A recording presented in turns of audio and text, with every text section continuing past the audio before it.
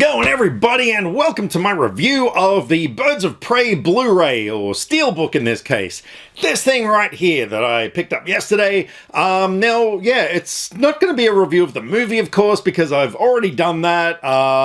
It's going to be more of a review of the actual Blu-ray itself, which I don't normally do Blu-ray reviews, but I have had a couple of people who have actually been asking me my thoughts on it and stuff, and yeah, a couple of people have said, hey, do a review of it. So I thought, yeah, look, why not? So I know this is a film that divided people. There are a lot of people who didn't like it.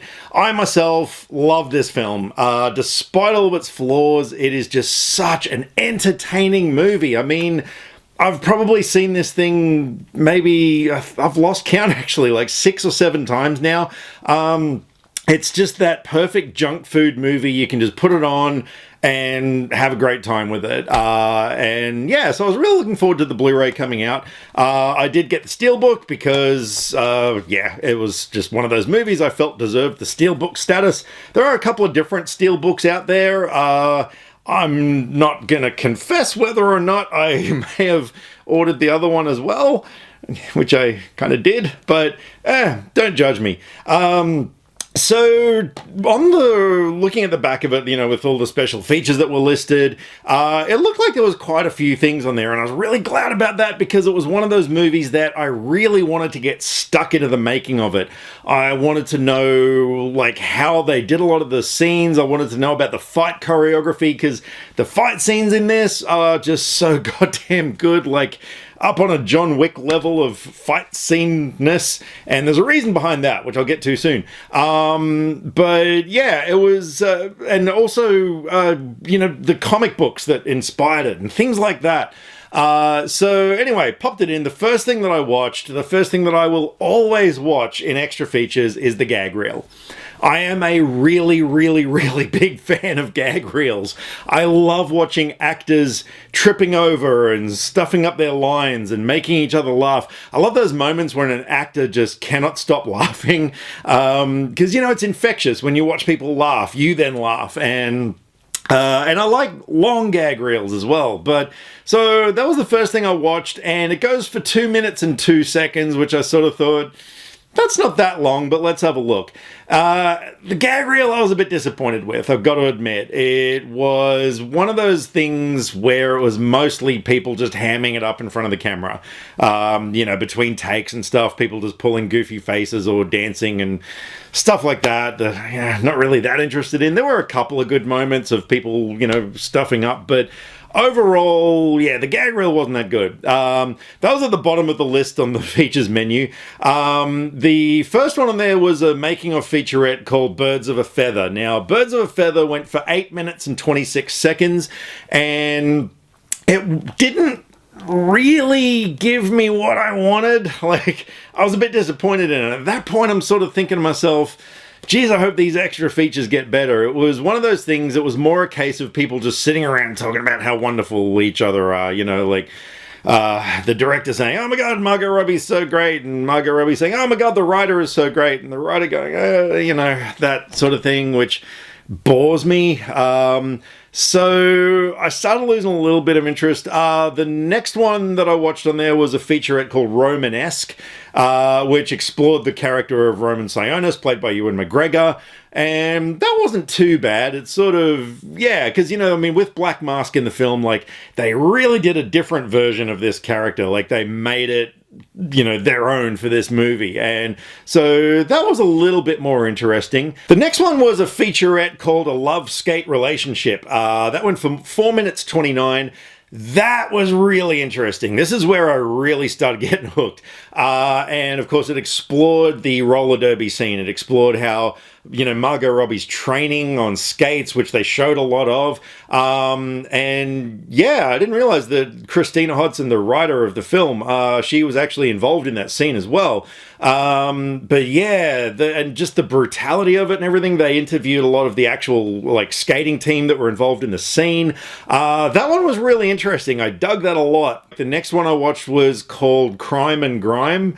Grime and Crime. And that went for 10 minutes 38. And that was a look at the production design of the film. Now, I myself am a really big fan of production design in movies. You know, the way that they can create an entire world or environment, or, you know, like when they take movies that, you know, set in the 60s or whatever, and they make it look like it was from that era, like things like that really fascinate me.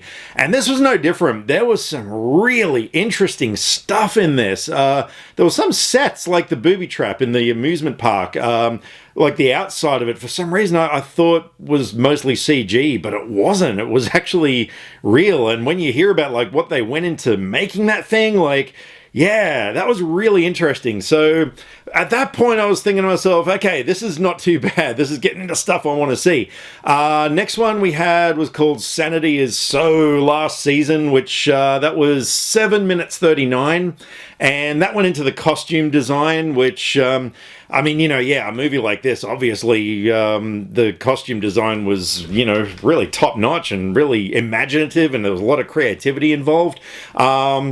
And yeah, they talked about, you know, the practicality of the costumes for the various characters. They talked about their comic book counterparts. And yeah, that was a little bit interesting as well. And then the next one was called Wild Nerds. Now, that was by the visual effects supervisor on the film.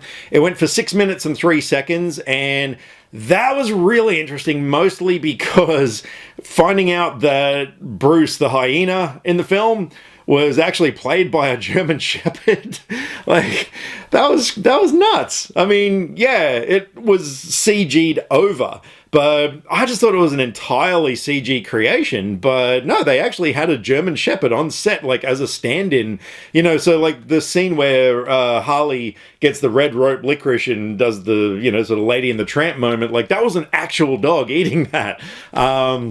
So yeah, that was really interesting. And yeah, that was pretty much it for the special features on there. And I sort of thought, okay, like, not bad, but it wouldn't exactly be the sort of thing that I would recommend people like rush out to get. But there is a viewing mode for the film called Bird's Eye View mode, and that is where this disc truly shines.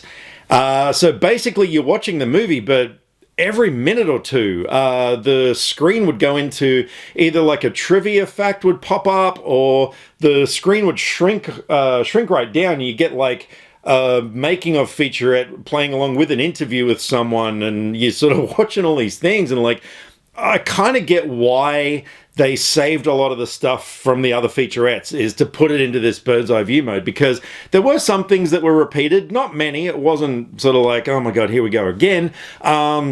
But yeah, they saved all the best stuff for the bird's eye view mode, and that was so much fun. I mean, I know some movies have done this before, but to be honest, I don't think I've ever quite seen one like this. And yeah, it was just a really fun way to watch the film. And my god, you find out so many things, you know. I mean, the egg and bacon sandwich, like Christina Hodson, who I only found out last night was actually the writer of Bumblebee, which was a really good film as well. So yeah, I like her. So it turns out that she was a really big fan of these sandwiches in New York. Like, apparently they're like a really big thing.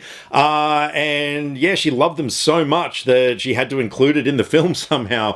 So, you know, there were things like that. There was just so many things. And also, you learn about the fight choreography. Like, the choreography team was actually responsible for John Wick, which is why those scenes kind of had a similar sort of a vibe to them. Yeah, it went really deep into the film. So the bird's eye view mode, that was really worth watching. And like I said, a lot of fun. So that was a thing that pipped it over the edge, and I would definitely recommend getting this Blu-ray. If you're a fan of the movie, definitely get it. Yeah, I would, yeah. I mean, yeah, the film itself and everything, of course, looks great. The film is great, in my opinion, so yeah, you can't really go wrong with it. So yes, if not the steelbook, I'm sure the normal Blu-ray will suffice in this instance. So just, you know, whatever you want, go out and get it. And yeah, I hope this video was, you know, not educational, but informative, for those who are sort of, you know, thinking, is it going to be worth getting it for those extras? Well, in my opinion, yes, it is. So, yeah, thanks for stopping by. Thank you for checking out this review of the Birds of Prey Steelbook / Blu-ray / thing.